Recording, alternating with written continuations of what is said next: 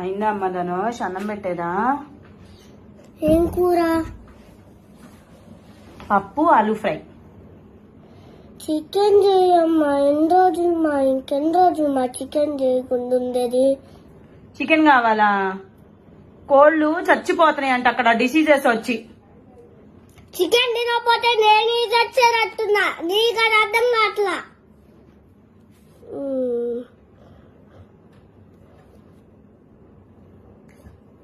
నువ్వు పో అమ్మా. నువ్వు వెళ్ళి తినిపో పప్పు. నాకొద్దులే పప్పు. ఏందిరా అంటున్నా? ఏం లేదులేమ్మా, తినిపో నువ్వు వెళ్ళి. కోళ్ళకి ఇన్ఫెక్షన్ సాగుకొచ్చింది.